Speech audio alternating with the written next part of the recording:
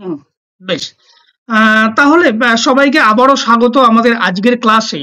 আজকে আমাদের ক্লাসে আমরা খুব আজকে গুরুত্বপূর্ণ বিষয়গুলোকে নিয়ে আলোচনা করব এবং এমন একটি গুরুত্বপূর্ণ বিষয় নিয়ে আলোচনা করব যেটা হচ্ছে স্ট্রেস বা চাপ যাকে আমরা বলি।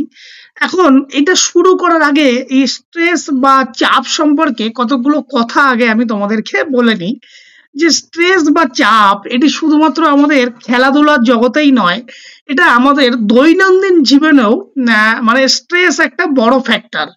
মানে আজকের ক্লাসে সেই স্ট্রেস নিয়ে আমরা স্ট্রেসের কারণ কি, স্ট্রেসটা কি, স্ট্রেসের কারণ, স্ট্রেসের ধরন এবং স্ট্রেসের লক্ষণগুলো কি কি এবং কিভাবে স্ট্রেস এই খেলোয়াড়দের পারফরমেন্সের উপর প্রভাব ফেলছে, সেগুলো নিয়েই আমরা মূলত আজকে স্ট্রেস সম্পর্কে কথা বলবো।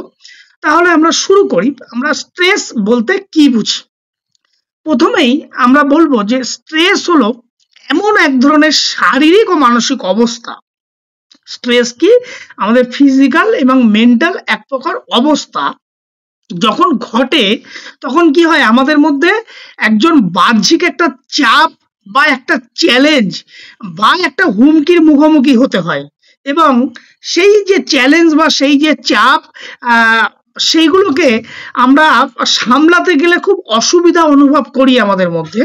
যেমন ধরো, আমরা কোনো ক্রিয়া পারফরমেন্স বা কোনো একটা এক্সাম বা কোনো একটা গুরুত্বপূর্ণ ম্যাচের আগে আমরা সাধারণত কি হয়, নার্ভাস হয়ে পড়ি, যার ফলে অনেক সময় কি হয়, আমাদের হাত পা থেকে ঘাম হয়, আমাদের হাত পা কাঁপতে শুরু করে, যার ফলে আমাদের মনোযোগ কমে থাকে। ইত্যাদি সময়গুলো আমরা একটা ভেতর থেকে একটা আভ্যন্তরীণ স্ট্রেস, একটা চাপ, প্রেশার ফিল করি, সেটা নিয়ে একটা আমাদের শরীরের ভিতরে একটা উত্তেজনা তৈরি হয়। হ্যাঁ, এবং কখন কখন এগুলো মূলত সাধারণত ঘটে থাকে যে কোনো একটা প্রতিযোগিতার ঠিক আগে আমাদের এটা হতে পারে। হ্যাঁ, কিছু আমাদের সীমাবদ্ধতা, আমাদের কিছু লিমিটেশনের কারণে হতে পারে। আমরা ভেবে নিই যে দর্শক, মাঠে প্রচুর দর্শক, সেই দর্শকদের কিছু প্রত্যাশা থেকে হতে পারে। আমাদের সেই ম্যাচে আমরা সিলেকশন হব কি হব না, তার একটা প্রত্যাশা থেকে হতে পারে। ইনজুরি বা আঘাত পাওয়ার প্রবণতা থেকে বা হতে পারে। আবার কোচ বা আমাদের পরিবারের আমাদের প্রতি যে প্রত্যাশা আশা আছে, অনেক সময় তার উপর ভিত্তি করে কিন্তু এই স্ট্রেস বা চাপ হতে পারে।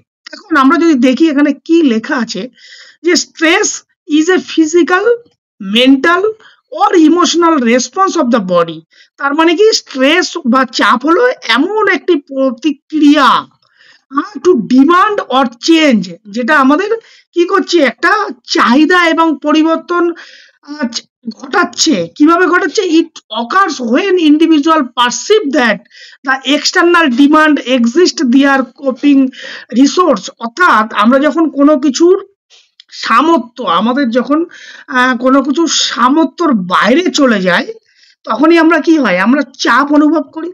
ধরো পরীক্ষার আগে এক্সাম, আমার আগামীকাল পরীক্ষা, সেটা নিয়ে আমি যখন ভাবতে গিয়ে আমি দেখছি আমার এই বিষয়টা পড়া হয়নি, এই বিষয়টা পড়া হয়নি, তখন কি হয়, আমাদের একটা মানসিক উত্তেজনা তৈরি হয়। বা একটা গেম বা একটা পারফরমেন্সে নামার আগে আমরা সেই গেমটা সিচুয়েশনটাকে নিয়ে ভাবি যখন, তখন আমাদের মধ্যে মনে হয় যে ওই টিম, ওই প্লেয়ারটা ভালো আছে, হেভি। বা আমরা যখন বাইরে বসে দেখি যে ওই প্লেয়ারটা ভালো, কালকে আমাদের ওদের সাথে ম্যাচ, তখন কি হয়, আমাদের যে ক্যাপাসিটি তার বাইরে থেকে যখন অন্য কাউকে দেখি আমাদের থেকে ভালো প্লেয়ার, তখন কি হয়, আমাদের মধ্যে একটা, আমাদের যে ক্যাপাবিলিটি তার থেকে একটা কি হয়, অনুভূতি, একটা প্রেশার ফিল হয় শরীরের ভিতর। সেই প্রেশারটাই হচ্ছে কি স্ট্রেস বা চাপ। এখানে কতগুলো ডেফিনেশন দেওয়া আছে, আমরা জাস্ট শুধু এই যদি 2 নম্বর ডেফিনেশনটা পড়ি, যে স্ট্রেস হলো একটা অবস্থা বা অনুভূতি যেটা ফিল করা যায়। কি ফিল করছি? যখন কোনো ব্যক্তি মনে করে যে তার নিজের ও সামাজিক সম্পদের চেয়ে বেশি চাহিদা। এই যে বলেছিলাম যে আমার যে বিয়ন্ড ক্যাপাসিটি, আমার থেকে ভালো অপোনেন্ট টিম অন্য কোনো প্লেয়ার আছে। হ্যাঁ, বা আমার তখন আমি কি করব, তখন আমার শরীরের ভেতরে কি হয়, একটা মেন্টালি একটা প্রেশার তৈরি হয়। সেই প্রেশারটাকেই বলবো আমরা স্ট্রেস বা চাপ। এগুলো বিভিন্ন সময় হতে পারে, বিভিন্ন কারণের জন্য হতে পারে। এখন সেই কারণগুলোকে যদি আমরাকে দেখি, দেখো স্ট্রেসের অনেকগুলো কারণ আছে। সেই কারণগুলো আমরা যদি একটু ক্যাটাগরি ওয়াইজ ভাগ করে আমরা তোমাদেরকে রেখেছি এখানে, কারণ পরীক্ষার সময় অনেক সময় তোমাদের কাছে এমসিকিউ আসে যে ফিজিক্যাল স্ট্রেস কোনগুলো, সাইকোলজিক্যাল স্ট্রেস কোনগুলো, সোশ্যাল স্ট্রেসের কারণ কোনটি। সেরকমই দেখো এখানে আমি ভাগ করেছি, একটা হচ্ছে ফিজিক্যাল স্ট্রেস, একটা হচ্ছে সাইকোলজিক্যাল, একটা হচ্ছে সোশ্যাল অর এনভায়রনমেন্টাল। আর একটা হচ্ছে ওয়ার্ক রিলেটেড, আর একটা হচ্ছে স্পোর্টস রিলেটেড। এখন এই আমরা যদি এক এক করে আসি, ফিজিক্যাল রিলেটেড স্ট্রেস আমরা কি করে বুঝবো? অসুস্থতা বা আঘাতের কারণে অনেক সময় আমার যদি শারীরিকভাবে আমি খুব অসুস্থ হই, সেই কারণে আমার মধ্যে স্ট্রেস বা চাপ আসতে পারে। ল্যাক অফ স্লিপ, ঘুমের অভাব, আমার যদি পর্যাপ্ত রেস্ট বা স্লিপ যদি না হয়, সেই কারণে আমার ভিতর বা স্ট্রেসের জন্ম নিতে পারে। পুর নিউট্রিশন, ইয়েস, হ্যাঁ, খাদ্যের অভাবে অপুষ্টিকরের কারণে আমাদের মধ্যে এই স্ট্রেস হতে পারে। হরমোনাল ইমব্যালেন্সের কারণে হতে পারে। হ্যাঁ, অতিরিক্ত পরিশ্রম যদি আমরা ওভার ট্রেনিং করে ফেলি, আমাদের মধ্যে অনেক সময় খুব হেভি আজকে লোড তোমাদেরকে দেওয়া হলো, হেভি অ্যাক্টিভিটি করা হলো, তখন কি হয়, একটা তোমাদের মধ্যে স্ট্রেস বা চাপ ফিল হয়। আবার ঠিক সাইকোলজিক্যাল যদি কাজগুলো দেখি আমরা, যে সাইকোলজিক্যাল কোন কোন কারণগুলো আমাদের এই অ্যাংজাইটির স্ট্রেসের জন্য দায়ী, সেগুলো বলবো অ্যাংজাইটি অফ ফিয়ার, অর্থাৎ আমাদের মধ্যে একটা ভয়, উদ্বেগের ভয়, হ্যাঁ, সেই কারণে আমাদের স্ট্রেস হতে পারে। লো অফ সেলফ স্টিম, আত্মসম্মানের বোধের অভাবে হতে পারে। ডিপ্রেশন, হতাশা থেকে হতে পারে। হ্যাঁ, পারফেক্টিজম, মানে নিখুঁত হওয়ার, আমি খুব, অনেকে হয় না যে আমি এই কাজটাকে খুব ভালোভাবে করব, সেই নিখুঁত হওয়ার চাপ থেকে হতে পারে। নেগেটিভ থিঙ্কিং, অনেক সময় কি হয়, নেতিবাচক চিন্তা ভাবনা, খারাপ চিন্তা ভাবনার কারণে কিন্তু অনেক সময় এই স্ট্রেসের কারণগুলো হতে পারে। এখন পরীক্ষায় কিন্তু অনেক সময়, অনেক পরীক্ষায় এমসিকিউতে দেখা গেছে যে স্ট্রেসের নিচের কোনটি স্ট্রেসের সাইকোলজিক্যাল কারণ, তখন কিন্তু এইগুলো মাথায় রাখতে হবে। সোশ্যাল এনভায়রনমেন্ট কজেস কোনগুলো? পিয়ার প্রেশার, অর্থাৎ পারিপার্শ্বিক যে বন্ধু বান্ধব আছে তাদের প্রেশারের কারণে অনেক সময় স্ট্রেস হতে পারে।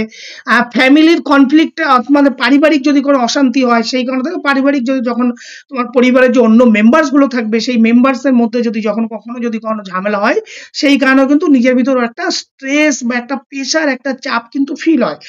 কোনো কিছু তোমার তখন ভালো লাগবে না, সেই কারণে কিন্তু অনেক সময় স্ট্রেস হতে পারে। একাডেমিক প্রেশার, ইয়েস, পড়াশোনার অতিরিক্ত চাপের কারণে আমাদের মধ্যে স্ট্রেস জন্মায়। ফিনান্সিয়াল প্রবলেম, যদি তোমাদের ফিনান্সিয়াল প্রবলেম থাকে, কখনো কখনো যদি টাকা পয়সার সমস্যা হয়, সেই কারণে কিন্তু আমাদের মধ্যে এই আর্থিক সমস্যার কারণে কিন্তু স্ট্রেসের জন্ম নেয়। নয়েজ বা পলিউশন, দীর্ঘ সময় তুমি একটা হেভি, তুমি যেখানে আছো তার আশেপাশে প্রচুর জোরে শব্দ হচ্ছে, সেই কারণে তোমার মধ্যে অনেক সময় আমরা বিরক্ত হয়ে যাই।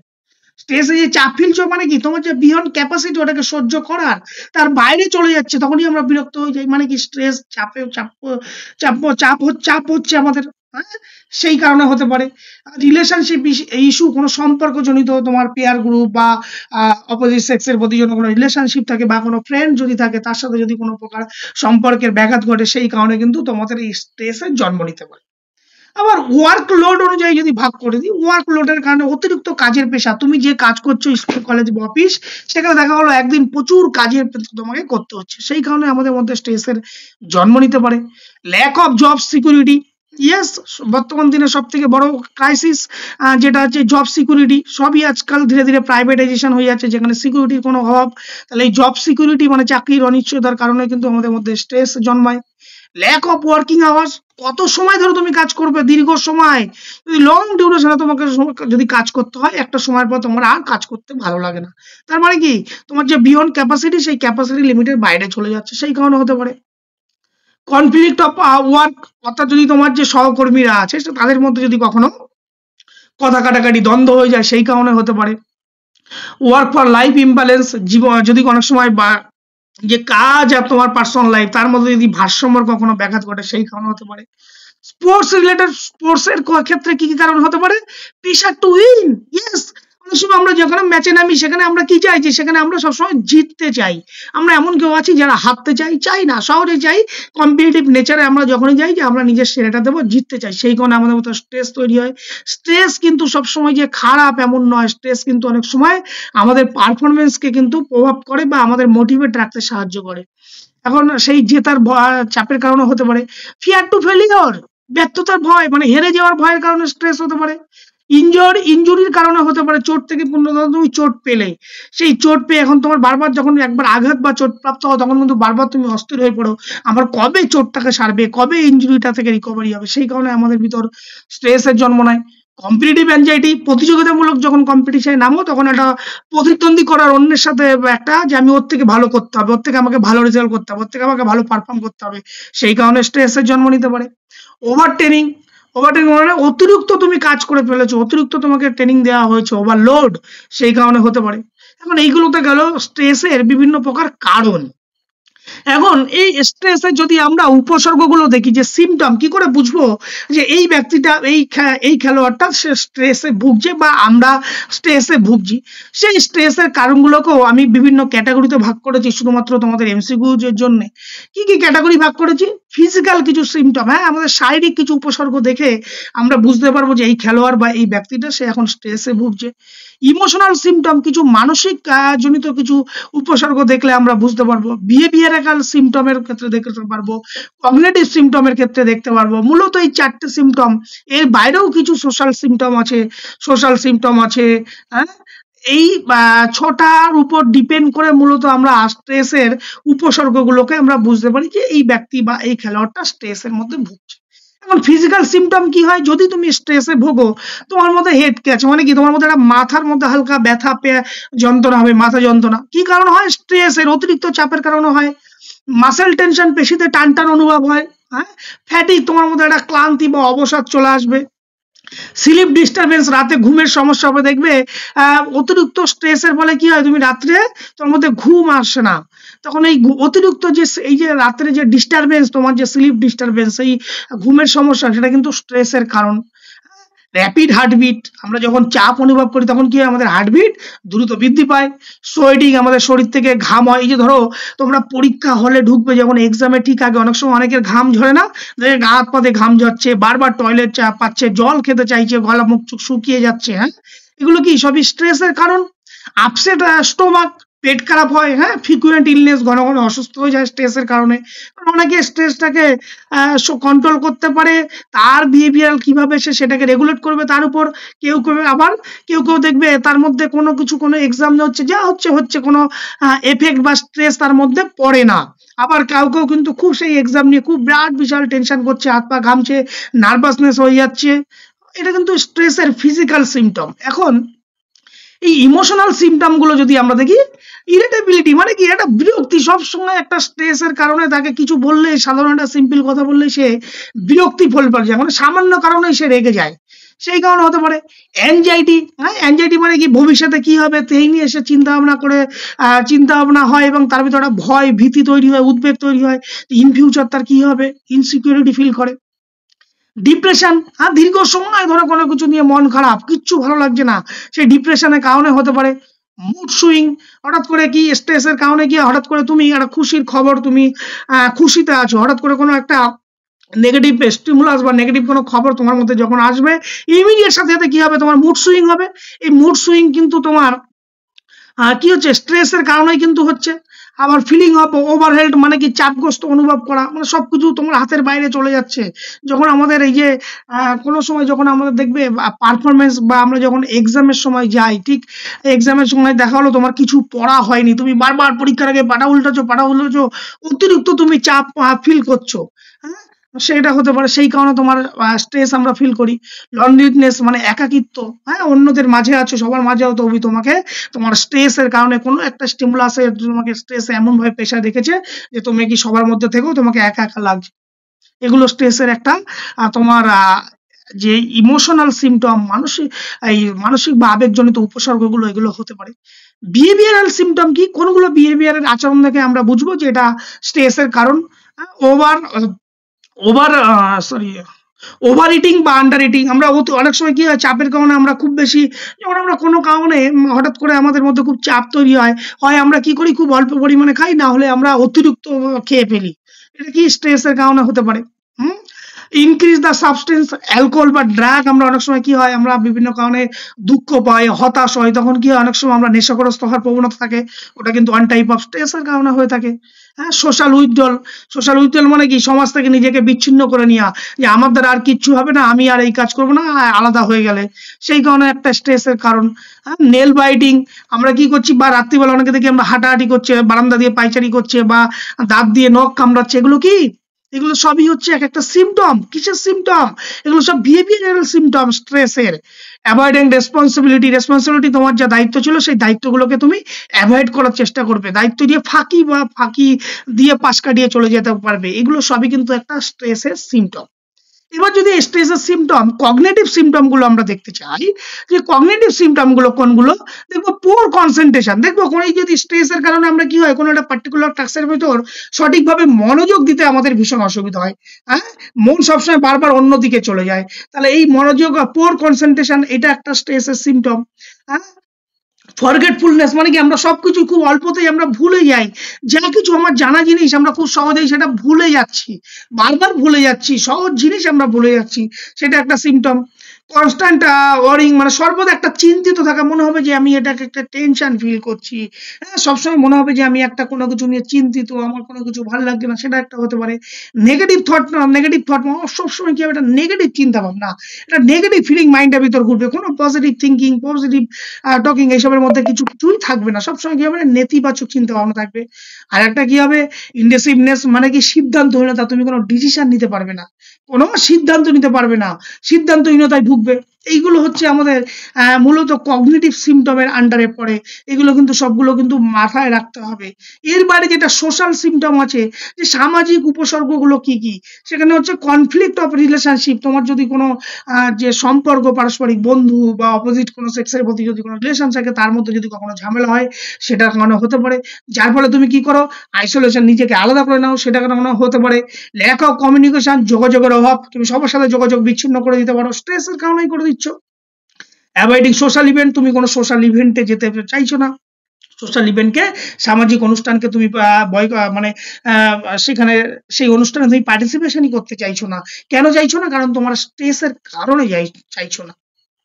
এখন এইবার তো আমরা স্ট্রেসের কারণ সিমটম গুলো পড়লাম, এবং এই স্ট্রেস যদি আমাদের মধ্যে হয়, আমাদের মধ্যে কি কি প্রভাব হতে পারে, কি কি আমাদের শরীরের ভিতর চেঞ্জেস আসতে পারে, সেই চেঞ্জেস গুলো, স্ট্রেসের প্রভাব, এফেক্ট অফ স্ট্রেস, আমি এখানে কতগুলো যে আমরা ভাগগুলো করেছিলাম, সেরকমই আমরা এখানে আরো কিছু এক্সট্রা ভাগ করেছিলাম, যে আমাদের শরীরগত দেহের উপরে কিছু প্রভাব পড়ে, ইমোশনাল কিছু এফেক্ট পড়ে, কগনিটিভ এফেক্ট পড়ে, বিহেভিয়ারাল এফেক্ট পড়ে, একাডেমিক এফেক্ট পড়ে এবং সোশ্যাল এফেক্ট পড়ে। মূলত এই 6টা ক্যাটাগরিতে আমাদের এফেক্ট পড়ে। কি এফেক্ট পড়বে?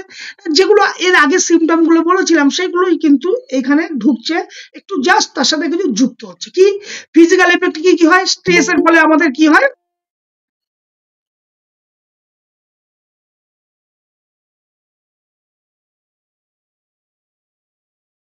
স্ট্রেসের ফলে আমাদের কি হচ্ছে, ফিজিক্যাল যে এফেক্ট গুলো আমাদের মধ্যে পড়ছে, সেই এফেক্ট গুলো কি কি, আমাদের ভিতর হৃদস্পন্দন বা রক্তচাপ বৃদ্ধি পায়, ইয়েস, আমাদের হার্টবিট বাড়ে, রক্তচাপ বৃদ্ধি পায়, আমাদের মধ্যে কি হয়, স্ট্রেসের ফলে মাথা ব্যথা করে, প্রচুর মাথা ব্যথা করে, পেশি ক্লান্তি লাগে, শরীরের ভিতর একটা কোনো কিছুকেই ভালো লাগে না, রোগ প্রতিরোধক ক্ষমতা হ্রাস পায়, হ্যাঁ, ঘুমের ব্যাঘাত ঘটে, এবং দীর্ঘস্থায়ী রোগ যেমন ডায়াবেটিস বা হার্টের রোগ বা এই ধরনের রোগের কিন্তু আমাদের সম্ভাবনা এই ফিজিক্যাল এফেক্ট বা স্ট্রেসের ফলে হয়ে থাকে।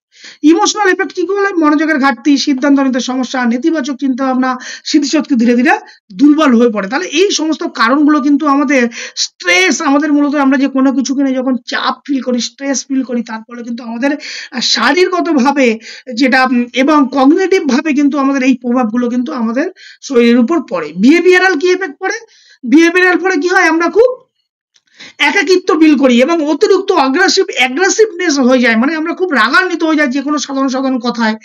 ঘুমের একটা অভ্যাসের পরিবর্তন ঘটে, ঘুম আসে না, আমরা বিভিন্ন সময় বিভিন্ন প্রকার নেশাদ্রব্যের প্রতি অ্যাট্রাক্ট হয়ে পড়ি এবং সমস্ত কিছু দায়িত্বকে আমরা অবহেলা করি। কারণ ধরো দীর্ঘদিন ধরে তুমি কোনো একটা, ধরো তোমাদের এই যে যখন এখন সার্টেন এজ, তোমাদের একটা সবাই মোর দ্যান 32 33, এবং আরো 2-4 বছর তোমরা যদি এটা ইনসিকিউরিটি, এই যে জবের যদি ইনসিকিউরিটি ফিল করো, একটা সময় পরে দেখবে তোমার মধ্যে স্ট্রেস কিন্তু বারবার তোমাকে এমন ভাবে প্রভাব বিস্তার করছে, এই যে প্রভাবগুলো ফিল করছো, সমস্ত কিছুই কিন্তু তোমার লাইফে তখন দেখবে যে এগুলোকে ঘটছে, যে আর কোনো কিছুই ভালো লাগছে না, এই কোনো কাজে, সামাজিক কোনো কাজে অংশগ্রহণ করতে ইচ্ছা করবে না, আর রাতে দেখবে ঘুম আসবে না, টেনশন, আমরা কোনো কাজ নিয়ে যখন টেনশন করি, খুব চিন্তিত হয়, তখন এই সমস্যাগুলো আমাদের মধ্যে পড়ে। এবং একাডেমিক পারফরমেন্স কি হবে? একাডেমিক পারপাস, এই স্ট্রেসের ফলে আমাদের কি হয়, একাডেমিক পারফরমেন্সে আমরা খারাপ ফলাফল করি, কারণ আমরা সেখানে অ্যাটেনশন বা কনসেন্ট্রেশন কোনোটাই দিতে পারি না। আমাদের এর ফলে কি হয়, আমাদের মধ্যে ইন্টারেস্টের অভাব ঘটে, অনুপস্থিতির হার বৃদ্ধি ঘটে এবং বার্ন আউট অনুভব করি। সোশ্যালকে কি এফেক্ট পড়ে? সোশ্যাল এফেক্ট হচ্ছে আমাদের স্ট্রেসের ফলে কি দেখবে, আমরা স্ট্রেসের ফলে কি আমরা সাধারণত রাগান্বিত হয়ে যাই, অল্পতে রেগে যাই, এবং রেগে যখনই যাই তখন যে তোমার রিলেশনশিপ কনফ্লিক্ট, মানে আমার যে পারস্পরিক পরস্পরের সাথে যে সম্পর্ক, বন্ধু বান্ধব, তাদের মধ্যে একটা কি হয়, দ্বন্দ্ব তৈরি হয়, সামাজিকভাবে একাকিত্ব, নিজেকে একাকিত্ব করে ফেলে, যোগাযোগের অসুবিধা হয়, কর্মকাণ্ডে যে কোনো কাজে তুমি সক্রিয় অ্যাক্টিভ ভাবে পার্টিসিপেশন তুমি করতে চাও না। এই হচ্ছে মূলত যে আমাদের স্ট্রেসের ফলে আমাদের শারীরিক যে এফেক্ট গুলো হয় সেইগুলো। এখন যদি আমরা স্ট্রেস কত প্রকার, তা সেটা যদি আমরা একটু উদাহরণ সহযোগে দেখি, দেখো স্ট্রেস তোমরা হয়তো বিভিন্ন জায়গায় পড়বে, স্ট্রেস 2 প্রকার, স্ট্রেস 4 প্রকার। আমি এখানে অনেকগুলো ভাগে ভাগ করে দিই, 7 থেকে 8টা প্রকারে ভাগ করেছি, আর সেগুলো তোমাদের এক্সাম অনুসারে। কেন এখানে কতগুলো নাম আছে দেখো। ইউস্ট্রেস, ইউস্ট্রেস তোমরা নিশ্চয়ই শুনবে। এই ইউস্ট্রেসের অল্টারনেটিভ নাম হচ্ছে পজিটিভ স্ট্রেস। ইউস্ট্রেস এর অল্টারনেটিভ নাম কি? Positive stress. পরীক্ষায় কিন্তু আসতে পারে এমসিকিউ, নিচের কোনটি ইউ স্ট্রেস বা পজিটিভ স্ট্রেস বা ভালো স্ট্রেস, সেটা নাম আসতে পারে পরীক্ষা। এখন ইউ স্ট্রেস বা পজিটিভ স্ট্রেস আমরা কোনটাকে বলবো? পজিটিভ মানে কি? ভালো একটা স্ট্রেস। এটা আমাদের কি করবে? আমাদের অলওয়েজ আমাদেরকে মোটিভেট করবে, কোনো কাজের প্রতি আমাদের পারফরমেন্স বৃদ্ধি করবে। যেমন ঠিক প্রতিযোগিতা, যখন কোনো কম্পিটিশন বা যখন এক্সাম আসে, সামান্য যদি স্ট্রেস আমার মধ্যে না হয়, আমি কি সেই এক্সাম নিয়ে যদি সচেতন না হই, তাহলে কি আমি এক্সাম নিয়ে পড়াশোনা করব? কম্পিটিশনের জন্য নিজেকে উপযুক্ত তৈরি করব? কখনোই করব না। তাহলে সামান্য পরিমাণ যে চাপটা ফিল হচ্ছে, সেই সামান্য পরিমাণ চাপটা কি করছে? আমাদের পারফরমেন্সকে ডেভেলপ করছে। সেই কারণে ইউ স্ট্রেসকে পজিটিভ স্ট্রেস বা ভালো স্ট্রেস বলা হয়। এবং ইউ স্ট্রেস যদি না থাকে, তাহলে আমাদের কিন্তু ইতিবাচক পারফরমেন্স বা কিন্তু কখনোই ভালো হবে না। সেই কথাগুলোই লেখা আছে দেখো। ইউ স্ট্রেস কি করে? ইউ স্ট্রেস হচ্ছে ইতিবাচক স্ট্রেস, যা ব্যক্তিকে ভালো পারফরমেন্স অনুপ্রাণিত করে। এই উদাহরণ কি? একটা গুরুত্বপূর্ণ খেলার ম্যাচের আগে সামান্য পরিমাণে উত্তেজনা অনুভব করা। আবার ডিস্ট্রেস, আমরা অল্টারনেটিভ নাম কি? ডিস্ট্রেস হচ্ছে নেগেটিভ স্ট্রেস। নেগেটিভ মিন্স খারাপ, নেতিবাচক স্ট্রেস। এটাকে কি করছে? এটা আমাদের শারীরিক এবং মানসিক দুই ভাবেই আমাদেরকে ক্ষতি করে। কারণ আমরা কোনো কিছু নিয়ে, কোনো পরীক্ষা নিয়ে বা কোনো কম্পিটিশন নিয়ে আমরা কি করি? অনেক সময় প্রচুর পরিমাণে দুশ্চিন্তা করে ফেলি। এই দুশ্চিন্তা করার ফলে কি হয়? আমাদের সময় যে বিভিন্ন প্রকার যে কম্পিটিশন বা এক্সাম পরীক্ষার ফলে আমাদের এই দুশ্চিন্তার কারণে বা ভয়ের কারণে আমাদের মধ্যে ভুল ভ্রান্তি হওয়ার প্রবণতা থাকে। এই কারণে একে কি বলা হয়? ক্ষতিকারক স্ট্রেস। অতিরিক্ত চিন্তা আমরা যদি করে ফেলি, তখনই কি হয়? আমাদের খারাপ রেজাল্ট হয়, খারাপ পারফরমেন্স হয়। তাহলে দেখো একটা জিনিস, নেগেটিভ স্ট্রেসের অল্টারনেটিভ নাম কি? ডিস্ট্রেস, যেটা আমাদের পারফরমেন্সকে কি করছে? ক্ষতি করছে, আমাদের ভিতর অতিরিক্ত চাপ তৈরি করছে। যেমন পরীক্ষার খারাপ ফল করা নিয়ে মানসিক চাপে থাকা। কারো কারোর মধ্যে আছে যে পরীক্ষা আসলে সে অতিরিক্ত টেনশন নিয়ে ফেলে, অতিরিক্ত প্রেশার নিয়ে ফেলে, এবং অতিরিক্ত প্রেশারের কারণে সে পরীক্ষায় গিয়ে সঠিকভাবে তার পারফরমেন্সটাকে দিতে পারে না। তার ফলে তার মধ্যে কি হয়? এই ডিস্ট্রেস বা নেগেটিভ স্ট্রেসের জন্ম হয়। 3 নম্বর হচ্ছে কি? Accurate stress. অ্যাকুরেট স্ট্রেস আমরা কখন বলবো? অ্যাকুরেট স্ট্রেস হচ্ছে একদম short term stress. Short term কেন বলছি? কারণ হঠাৎ করে স্ট্রেসের জন্ম নেয়, কোনো একটা নির্দিষ্ট পরিস্থিতির কারণে স্ট্রেস যখন সৃষ্টি হয়, তখন আমরা তাকে বলবো অ্যাকুরেট স্ট্রেস। এখন অ্যাকুরেট স্ট্রেস কি হয়? হঠাৎ করে তখন তুমি এক্সাম দিচ্ছ, পরীক্ষা হলে তোমার কলম হারিয়ে গেল, তাহলে ওই যে সিচুয়েশনটা কি হঠাৎ করে এলো, তুমি কলম চারিদিকে খুঁজেই তুমি সেটাকে পেয়ে গেলে। এটা হচ্ছে যখন তাৎক্ষণিক স্ট্রেস, এটাকে বলা হয় ইমিডিয়েট স্ট্রেস, একে বলা হয়, সেটা হচ্ছে অ্যাকুরেট স্ট্রেস। ক্রনিক স্ট্রেস কোনটাকে? ক্রনিক স্ট্রেস হচ্ছে দীর্ঘস্থায়ী স্ট্রেস। দীর্ঘস্থায়ী কেন বলবো? যে দীর্ঘ সময় ধরে কোনো জিনিসের সমস্যা নিয়ে তুমি চাপ অনুভব করছো, দীর্ঘদিন ধরে চলা কোনো স্ট্রেস, এই ক্রনিক স্ট্রেস কিন্তু আমাদের পক্ষে ক্ষতিকারক। কারণ দীর্ঘদিন যদি তুমি কোনো কিছু নিয়ে দুশ্চিন্তা তৈরি করো, তখন কিন্তু এই স্ট্রেস কিন্তু আমাদেরকে ধীরে ধীরে অ্যাংজাইটিতে পরিণত করে, এবং অ্যাংজাইটি থেকে আমাদের বিভিন্ন প্রকার অ্যাংজাইটি ডিসঅর্ডারের জন্ম নেয়। এখন এই দীর্ঘদিন ধরে যে এই যে ক্রনিক স্ট্রেসের কারণে কি হয়? আমাদের মধ্যে যে কোনো সময় কি হয়? যে নিয়মিত কোনো চাপ বা পড়াশোনার অতিরিক্ত চাপ, যার ফলে দীর্ঘদিন ধরে চলছে, এবং দীর্ঘদিন চলার বলবো যখন দীর্ঘস্থায়ী কোনো সমস্যা বা দীর্ঘস্থায়ী চাপ আমাদেরকে প্রেশার করবে, তখন সেটাকে আমরা বলবো ক্রনিক স্ট্রেস। এখানে আমি কি লিখেছি? দীর্ঘদিন ধরে বেকার থাকা একটা মানসিক চাপ। এরপরে আছে 5 নাম্বার এপিসোড অ্যাকুরেট স্ট্রেস। এটা হচ্ছে পর্যায়ক্রমিক তাৎক্ষণিক স্ট্রেস।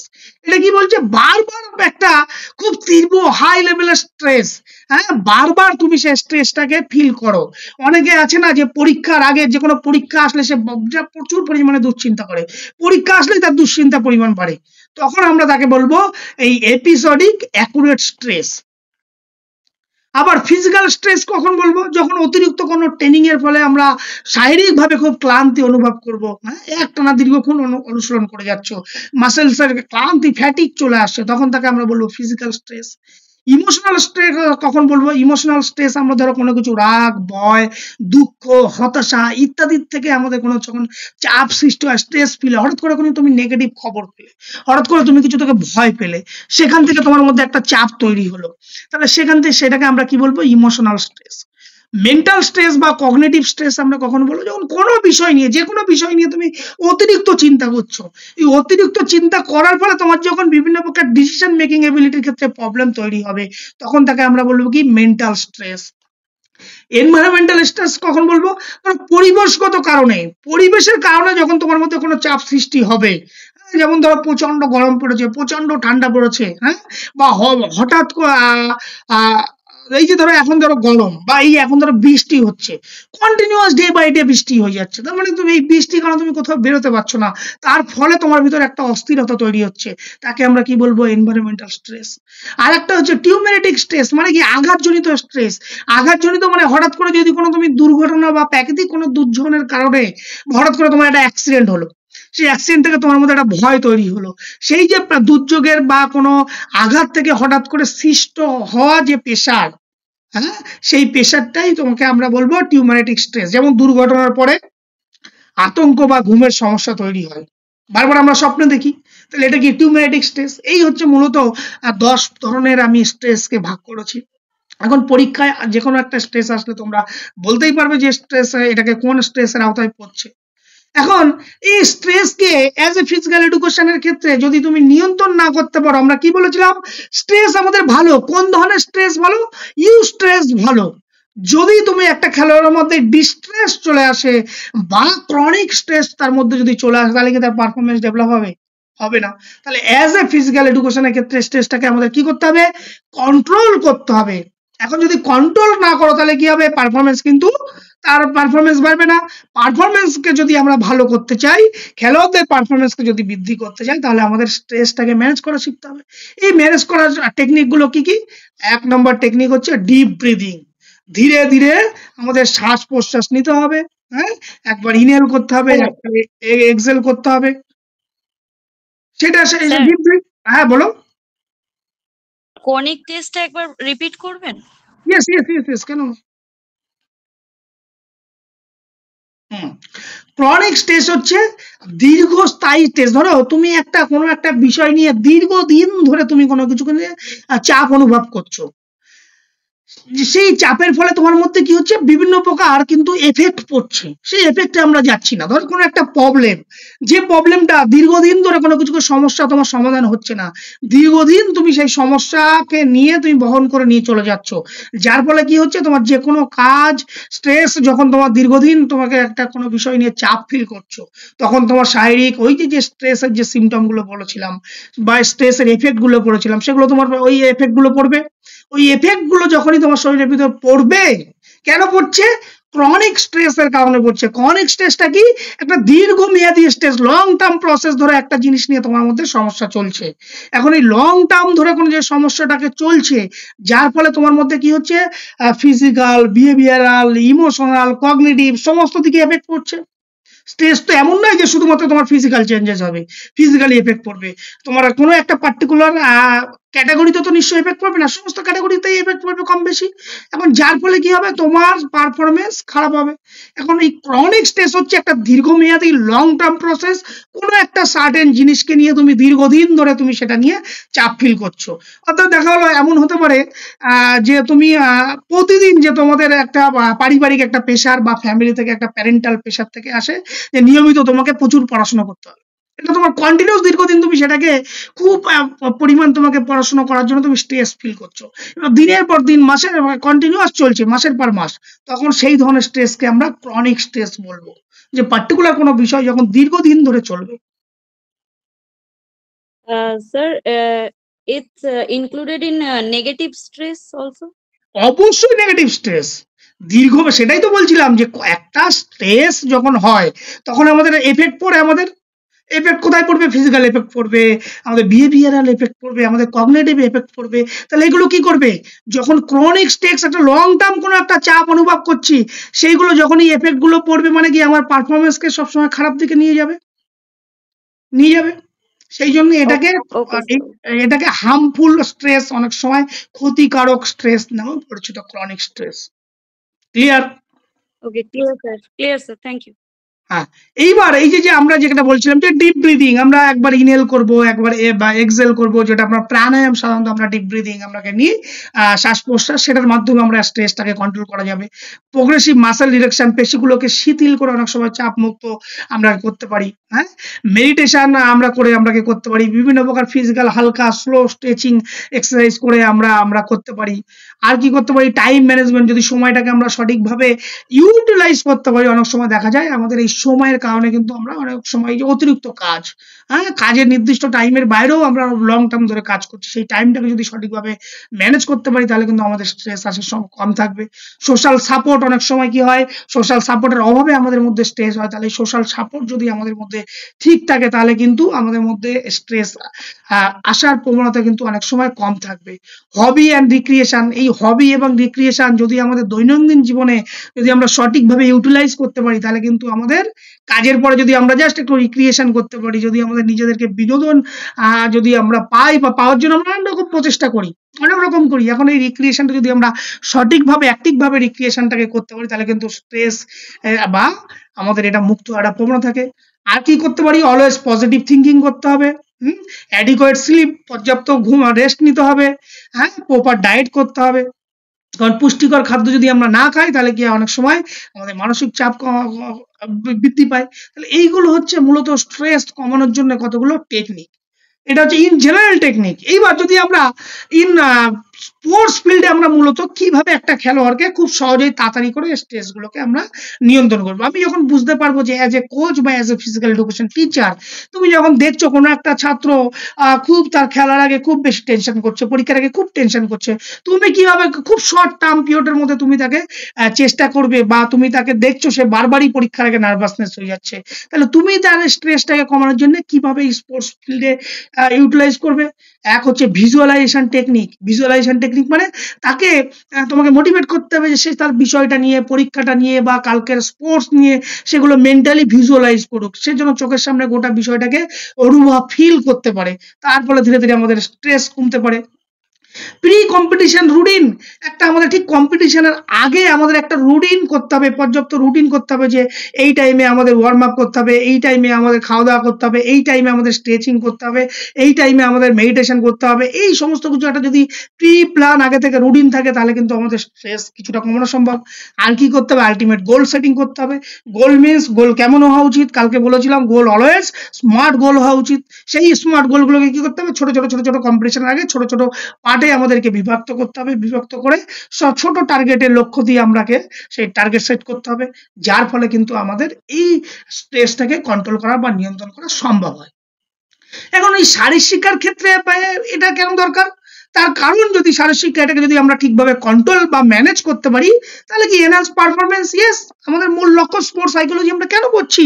স্পোর্টস সাইকোলজি পড়ছি তার একটাই কারণ, যাতে কোনো প্রকার সাইকোলজিক্যাল ফ্যাক্টর আমাদের পারফরমেন্সের উপর কোনো এফেক্ট না ফেলতে পারে, আর যদি এফেক্ট ফেলতে হয় তাহলে যাতে পজিটিভ এফেক্ট ফেলে। স্ট্রেস আমাদের দরকার, একদম কিছু পরিমাণে দরকার, সামান্য স্ট্রেস না হলে কিন্তু আমাদের পারফরমেন্স ভালো হবে না। তাহলে পারফরমেন্স এনহান্সমেন্ট করতে বা পারফরমেন্স ডেভেলপমেন্ট করতে আমাদের কিন্তু স্ট্রেস, এই আমাদের জন্য আমাদের স্ট্রেস দরকার, বা এই জন্য আমাদের ফিজিক্যাল এডুকেশনের স্ট্রেস পড়া দরকার। ইনজুরি প্রিভেনশন, ইয়েস, স্ট্রেস কি করে আমাদের মনোযোগ কমিয়ে, মনোযোগকে কি করে আমাদের স্ট্রেস যদি আমাদের বেশি হয় আমাদের মধ্যে অ্যাটেনশন কমতে থাকে। তাহলে এই স্ট্রেসকে যদি আমরা সঠিকভাবে ম্যানেজ করতে পারি তাহলে কি হবে, আমাদের অ্যাটেনশন সঠিক থাকবে। আর অ্যাটেনশন যদি আমাদের সঠিক থাকে তাহলে কি হবে, কনসেন্ট্রেশন অ্যাটেনশন এই দুটো ঠিক থাকলে আমাদের চোট আঘাত পাওয়ার প্রবণতা কম থাকবে। ইমপ্রুভ আমাদের মেন্টাল হেলথ। ইয়েস, স্ট্রেস কি করবে আমাদের সমস্ত বিষয় সম্পর্কে কি হবে, মানসিকভাবে সেখানে সচেতনতা তৈরি করবে, আমাদের মধ্যে হতাশা এবং আমাদের মধ্যে যে ক্লান্তি সেগুলোকে দূর করবে। হ্যাঁ, তার ফলে আমাদের মেন্টাল হেলথ ডেভেলপ হবে।